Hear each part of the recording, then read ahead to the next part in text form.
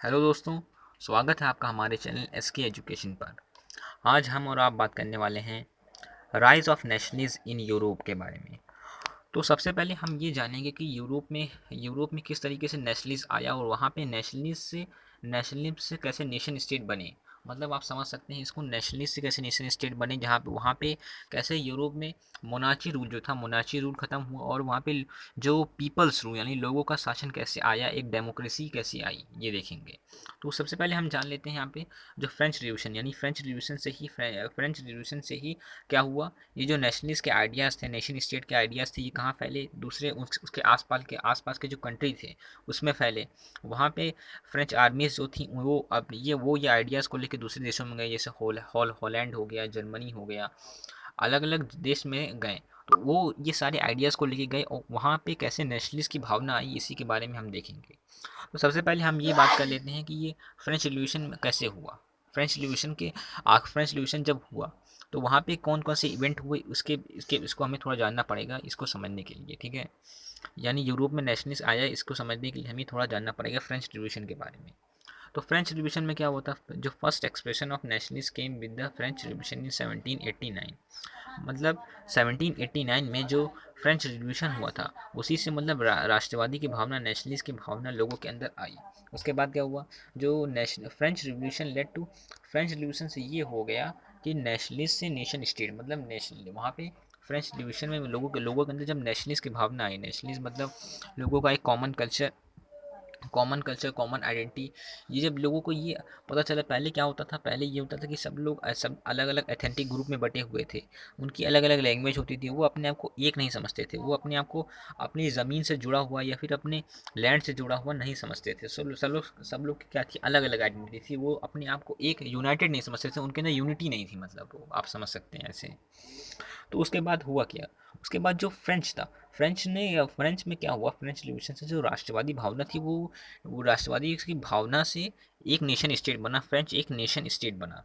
मतलब nation state में क्या होता है, नेशन स्टेट के फीचर है स्ट्रगल, आप समझ सकते हैं स्ट्रगल होता है, कॉमन कल्चर और कॉमन कॉमन हिस्ट्री। मतलब लोगों का एक कॉमन कल्चर होना चाहिए, मतलब जैसे कि जो सभी लोग हैं उनका कल्चर एक जैसा हो, जैसे कि आप समझ सकते हैं। और कॉम स्ट्रगल मतलब यहाँ पे क्या हुआ, जैसे इंडिया की अगर आप बात ले, इंडिया का एग्जांपल लें तो इंडिया में क्या था, पहले इंडिया में ये होता था कि इंडिया में जो ब्रिटिश रूल था, तो ब्रिटिश रूल के खिलाफ जितने लोग थे इंडिया में, जितने लोग थे हर जगह उनके खिलाफ प्रदर्शन हुआ, हर जगह उनके खिलाफ जब स्ट्रगल शुरू हुआ, उनके खिलाफ जब संघर्ष शुरू हुआ आज़ादी के लिए, तो क्या हुआ, इससे इंडिया को आज़ादी मिली। तो मतलब यहाँ पे सभी लोगों का एक ही पास्ट है, मतलब इंडिया में जो लोग रहते हैं सबका एक ही स्ट्रगल है। सभी के जो पूर्वज थे उन्होंने एक स्ट्रगल किया, उन्होंने संघर्ष करके इंडिया को आज़ादी दिलाई, इंडिया को फ्रीडम दिलवाया। तो ये क्या हो गया, यहाँ पे ये जो भी लोग रहते हैं उनका क्या होता है, जो यहाँ पे इंडियन खुद कहते हैं यानी हम लोग, तो उनका क्या होता है, उनका एक कल्चर होता है, ठीक है, ऐसे समझ सकते हैं हम। और उसके बाद क्या हुआ, एक फुल फ्लेज्ड टेरिटोरियल स्टेट वहाँ बना, ठीक है। इसके बाद क्या हुआ, इसके बाद ये हो गया कि जो फ्रेंच रिवॉल्यूशन था, फ्रेंच रिवॉल्यूशन ने क्या किया, transfer of sovereignty from monarchy to French people, यानी जो सोवेनिटी थी उसको मोनार्ची से फ्रेंच पीपल तक ले गया। यहाँ पे सोविनिटी आप समझ सकते हैं क्या होता है यहाँ पे, वो ये होता है कि आप जो यहाँ पे जो भी कोई भी फैसला लेने की शक्ति होती थी, किसी भी यानी किसी भी जो डिसीजन लेने की पावर होती है मोनार्चिक में, किंग और क्वीन के पास होती थी, लेकिन वो अब कहाँ चली गई, वो फ्रेंच पीपल के पास चली गई जब यहाँ पे फ्रेंच रिवॉल्यूशन हुआ। तो अब आगे हम देखेंगे कि कैसे यानी यूरोप में कैसे नेशनलिज्म आया। फ्रेंच रिवॉल्यूशन की जो फ्रेंच आर्मीज होती थी, जब ये दूसरे दूसरे देशों में मतलब दूसरे देशों में गई, जैसे हॉलैंड, जर्मनी, यहाँ सब गई। और जो जैकोबिन क्लब था, आप पढ़े होंगे जैकोबिन क्लब क्लास 9 में, उसने कैसे यहाँ पे एक स्टेप बनाया, एक स्टेप उठाया, क्या करने के लिए स्टेप उठाया, उसने ये स्टेप उठाया कि उसने कैसे उससे उससे उस क्लब से कैसे उसी क्लब से दूसरे देशों में नेशनलिस्ट गया। अब बात कर लेते हैं नेशनलिस्ट होता क्या है। नेशनलिस्ट को आप ऐसे समझ सकते हैं, people living in the nation having common culture, history, language and having common past. मतलब जो भी लोग किसी एक राष्ट्र में रहते हैं जिनका एक कल्चर है, एक हिस्ट्री है, जो कि एक भाषा बोलते हैं और एक कॉमन पास्ट, उन्हें क्या बोलते हैं हम लोग, राष्ट्रवादी की भावना कहते हैं, हम राष्ट्र नेशनलिस्ट कह सकते हैं उसको आप।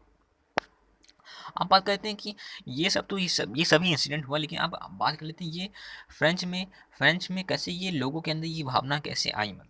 मतलब वो लोगों के अंदर फिर कैसे ये आया कि वो कैसे यूनाइट हुए, पहले वो अलग अलग बटे हुए थे, कैसे वो एक साथ हुए यूनाइट होके, और वहाँ पे राष्ट्रवादी की भावना आई, वहाँ कैसे नेशन स्टेट बना, क्या क्या स्टेप लगा उठाए गए वहाँ पे जो रिवोल्यूशनरी थे, मतलब जो क्रांतिकारी थे, उनके द्वारा क्या स्टेप उठाए गए।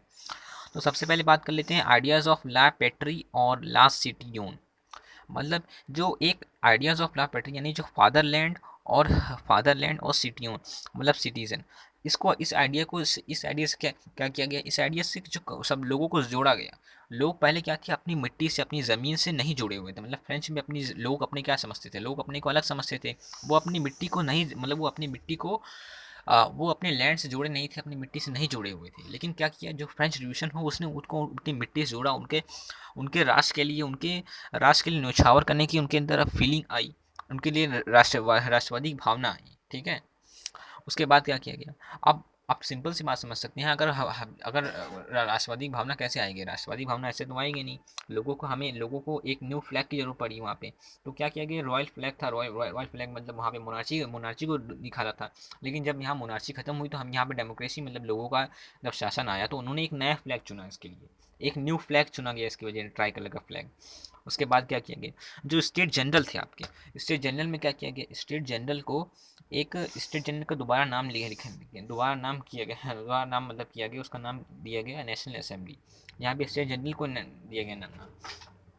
और जो बहुत सारे मतलब जैसे इंडिया में क्या है, इंडिया में जो हमारे वंदे मातरम है, और वंदे मातरम है, आप समझ सकते हैं आप, वंदे मातरम, और जो हमारे नेशनल एंथम है, नेशनल सॉन्ग है, वैसे ही वहाँ पे भी लोगों वहाँ पे लोग थे, वहाँ पे जो पोइट्स थे, मतलब जो कवि लोग होते थे, उन्होंने भी एक क्या किया वहाँ पे वो लोग ने एक वहाँ पे भी ये सब न्यू जैसे नए नए राष्ट्रगान बनाना शुरू किए, ये सब बनाना शुरू किया, ताकि इससे और ये लोगों तक पहुँचे, उनके अंदर एक मतलब ये लोग एक यूनाइट होके उनके अंदर एक भावना आई, जैसे एक राष्ट्र की भावना आई।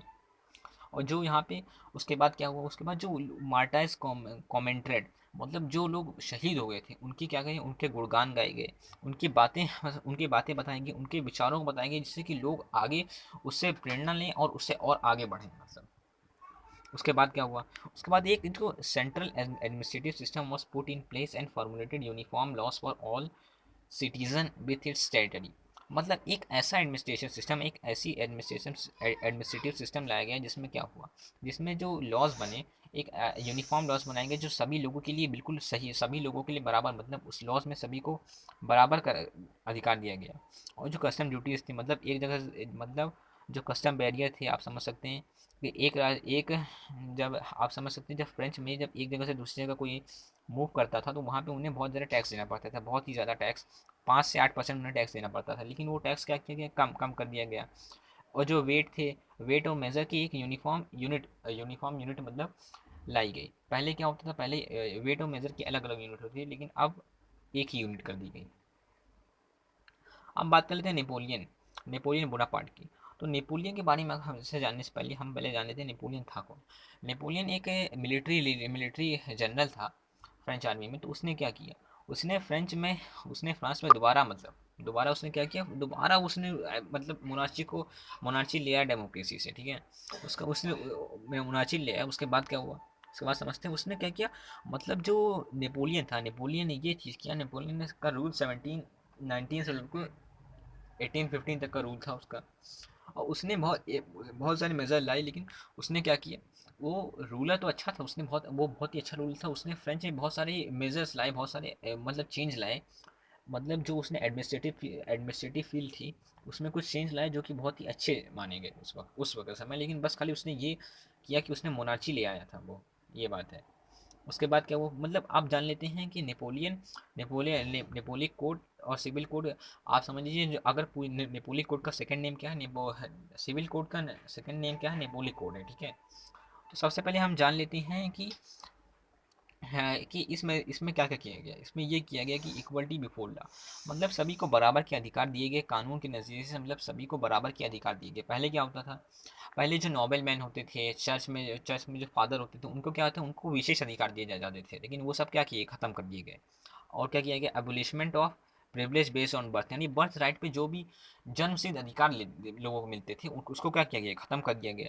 तो उसके बाद क्या किया गया, यानी जो एडमिनिस्ट्रेटिव डिवीज़न था उसको उसका और सिंप्लीफिकेशन कर दिया गया। और क्या किया गया, remove restriction on the guilds in town, जो गिल्ड्स होता था टाउन में उस पर जो रेस्ट्रिक्शन होता था उसे कम कर दिया गया। Right to property for French people, यानी फ्रेंच पीपल को फ्रेंच पीपल के लिए राइट टू प्रॉपर्टी का अधिकार पहले नहीं था, तो वो भी अधिकार लोगों को दे दिया गया। उसके बाद जो ट्रांसपोर्टेशन थे और कम्युनिकेशन सिस्टम को भी और अच्छा कर दिया गया और उसे बेहतर कर दिया गया पहले के मुकाबले, पहले उतने सिस्टम अच्छे नहीं थे। अब आगे बढ़ लेते हैं, नेशनलिज्म इन यूरोप, यानी यूरोप में कैसे कैसे नेशनलिज्म आया। तो यूरोप में क्या हुआ, यूरोप पहले क्या था, यूरोप अलग अलग राज्य में बटा हुआ था, अलग अलग छोटे छोटे प्रांत में बटा हुआ था, जहाँ पे वहाँ के डायनेस्टिक यानी मल्टी डायनेस्टिक रूल था। मतलब आप समझ सकते हैं वहाँ पे जो डायनेस्टी वाइज, जैसे कि एक ही डायनेस्टी के जो एक ही डायनेस्टी के जो शासक होते थे, रूलर होते थे, वही वही वहाँ पे रूल करते थे, उसके अलावा कोई रूल नहीं करता था। और वो क्या होते थे, वो आपस में बटे हुए थे, अलग अलग छोटे छोटे छोटे बड़े राज्यों में बटे हुए थे। और यहाँ पे लोग जो होते थे वो लोग अलग अलग, मतलब बहुत अलग अलग टाइप के लोग रहा करते थे, बिल्कुल अलग एथेंटिक ग्रुप ऑफ पीपल रहते थे, जो कि अलग भाषा बोलते थे, अलग उनका कल्चर था। तो क्या हुआ, जब फ्रेंच आर्मीज यहाँ पे आई तो उन्होंने नेशनलिस्ट का आइडिया लेकर, जब वो नेशनलिस्ट का आइडिया लेकर आए और नेशनलिस्ट का आइडिया लेकर आए, तो यहाँ पे जब लोगों के अंदर वो आइडियाज़ गए, उन्होंने समझा कि हम ये, जब उन्होंने अब खुद को एक यूनाइटेड यूनाइटेड यानी उनके अंदर जब एकता आई, जब उनके अंदर यूनिटी आई, तब जाके उन्हें समझ में आया कि हम एक हैं। उसके बाद जाके वहाँ पे और सब जगह पे यूरोप में भी जाके यूरोप में भी जाके जो मोनार्ची था, मोनार्ची खत्म हुआ, वहाँ पे पीपल रूल आया, मतलब लोगों का शासन आया।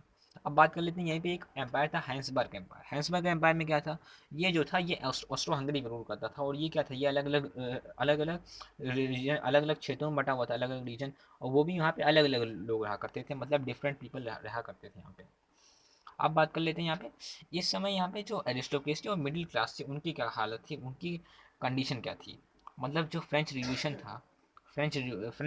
था उसके उसके मतलब यूरोप में जो एरिस्टोक्रेसी यानी सामंत वर्ग, यानी जो बड़े हाई क्लास लोग रहते थे, नोबेल मैन कर सकते हैं आप उन्हें, डिसेंट यानी जो अमीर लोग रहा करते थे। अब जो फ्रेंच के जो लोग रहा करते थे, मतलब फ्रेंच में भी फ्रेंच के बाहर की बात की जा रही है ये, और पीजेंट रहा करते थे, उनकी उनकी हालत कैसी थी। तो जो एरिस्टोक्रेसी थी उनके क्या पास था, उनके पास बहुत सारी ज़मीनें हुआ करती थी, लेकिन इनकी जो पॉपुलेशन थी, इनकी पॉपुलेशन बहुत कम थी, लेकिन इनके पास ज़मीनें क्या थी, बहुत ही ज़्यादा थी। और ये और इनको क्या किया जाता था, इनको विशेष अधिकार दिया जाता था, इनको जो ये टैक्स फ्री थे, इनको टैक्स नहीं देना पड़ता था, मतलब इनको हर तरीके की फैसिलिटी दी जाती थी, वो भी इनको बर्थ प्रिविलेज दी जाती थी, मतलब जन्म सिद्ध अधिकार, मतलब इन्हें जन्म से ही सारे अधिकार दे दिए जाते थे। तो क्या हुआ, और ये हाई डिप्लोमेसी, मतलब ये they spoke French for purpose of diplomacy and high society, यानी ऊंचे समाज को, ये अपने आपको दिखा देते थे कि ऊंचे समाज के हैं, और ये डिप्लोमेसी के लिए फ्रेंच बोला करते थे, ठीक है। और बात करते हैं पीजेंट की क्या थी, यानी जो जो किसान होते थे, किसान की यहाँ मेजोरिटी पॉपुलेशन थी, यानी इनकी बहुसंख्यक थी, बहुसंख्यक। और उसके साथ क्या था, यहाँ पे जो ईस्टर्न और सेंट्रल यूरोप था, इसमें क्या होता था, बहुत सारी लैंड होती थी जो कि छोटे छोटे ओनर, यानी जो छोटे ओनर होते थे उनके पास होती थी, उनसे ही किराए पे ले लेते थे, मतलब किराए पे लैंड लेके किसान लोग क्या करते थे, खेती करते थे, उनके पास ज़मीनें नहीं होती थी। उनको क्या करना पड़ता, उनको जो बड़े बड़े नॉवल मैन हैं उनकी ज़मीनों पे काम करना पड़ता, वो भी बहुत अपने मन चाहे, उनको उतना मन चाहे रेट में, मतलब मन चाहे उनको वेजेस मिलता, उनको बहुत ही कम लो वेज मिलता था। तो जब 18वीं शताब्दी में इंग्लैंड में क्या हुआ, इंडस्ट्रियलाइजेशन आया, तो उससे एक न्यू वर्किंग क्लास आया, न्यू मिडिल क्लास आया, इंडस्ट्रियल उद्योगपति आए, प्रोफेशनल मैन आया, बिजनेसमैन आया। तो इससे क्या हुआ, इससे ये हुआ कि लोगों के अंदर और जागरूकता बढ़ी। और वहाँ पे क्या हुआ, लोगों को यूरोप में क्या हुआ, यूरोप में ये हुआ कि लोग क्या चाहें, लोग ये चाहें कि उनको कुछ और अधिकार दिए जाएं, उनको किस तरीके से अपने लिविंग उनको अपना इम्प्रूव कर सकते हैं। जैसे किसानों को बहुत कम पैसे दिए जाते थे, लो वेज थे, तो अब उन्होंने कहा कि आपने हमारा वेजेस और बढ़ाया जाए। अब बात कर लेते हैं हम लोग लिबरल नेशनलिस्ट की, ठीक है। लिबरल नेशनलिज्म आया, लिबरल नेशनलिज्म मतलब होता क्या है, मतलब होता है फ्री फ्रॉम रेस्ट्रिक्शन, मतलब किसी भी रोक टोक से फ्री। अब इसका सामाजिक टर्म में एक मीनिंग देख लेते हैं। सामाजिक टर्म में अगर इसका मीनिंग देखें तो हमें होता है कि किसी भी रोक, सामाजिक टर्म में मतलब कि जो फ्रीडम फॉर इंडिविजुअल, यानी किसी एक सभी सभी लोगों के लिए बराबर के अधिकार देना, मतलब जो कानून है, कानून एक ऐसा कानून बनाना जिसमें क्या हो, सभी को बराबर के अधिकार दिए जाए, मतलब एक ऐसा संविधान बनाया गया कि लोगों को बराबर अधिकार दिए गए। पॉलिटिकल टर्म में बात कर लेते हैं, तो पॉलिटिकल टर्म में मतलब लिबरलिज्म मतलब होता है ऑटोक्रेटिक और कलेजिकल प्रिविलेज, यानी जो नोबल मैन और चर्च चर्च में जो फादर होते थे उनको जो प्रिविलेज मिलती थी उसे पूरी ख़त्म कर दी गई। एक नया संविधान बनाया गया, एक रिप्रेजेंटेटिव गवर्नमेंट बनाए गए थ्रू पार्लियामेंट, यानी पार्लियामेंट के थ्रू एक रिप्रेजेंटेटिव गवर्नमेंट बनाई गई। अब बात करते हैं इकोनॉमिक टर्म में। इकोनॉमिक टर्म में कुछ था। तो इकोनॉमिक टर्म में क्या किया गया, यानी मार्केट की जो फ्रीडम थी उसको, मार्केट को क्या किया जाए, फ्रीडम दे दी गई। मतलब होता ये था कि मार्केट में जो मनी का फ्लो था वो कौन मेंटेन करता था, किंग और क्वीन। लेकिन अब यहाँ पे जो मार्केट में मनी का फ्लो है वो लोगों के द्वारा मेंटेन किया गया। और उन्हें जो स्टेट इम्पोज टैक्स थे, गुड्स और सर्विस में उनके जो सामान थे, सामान जो लेके लेके जाते थे एक जगह से दूसरी जगह, उस पर जो स्टेट इम्पोज टैक्स थे वो भी बहुत कम कर दिए गए। और इसी और ये सब मेजर को लेते हुए जो पुर्शिया थे, पुर्शिया ने 1834 में क्या किया गया, एक कस्टम यूनियन बनाया जिसका नाम था जुल्वेरियन। उसने क्या किया, उसने जो वहाँ पे 80, यहाँ पे 30 करेंसी थी, उसने उसको 30 करेंसी को कम करके 2 करेंसी कर रखा। जो वेट और मेजर की यूनिफॉर्म सिस्टम, मतलब यूनिफॉर्म वेट और मेजर अपनाए गए। यहाँ पे जो वेट और मेजर अलग अलग थे उनको क्या कर दिया गया, एक कर दिया गया। अगर आपको ये वीडियो पसंद आए तो आप इस वीडियो को लाइक कर दीजिए। और आप अगर चाहते हैं कि आपके जो फ्रेंड्स हैं, रिलेटिव्स हैं, उनको भी इस वीडियो से फ़ायदा हो तो आप उनको ये शेयर कर दीजिए।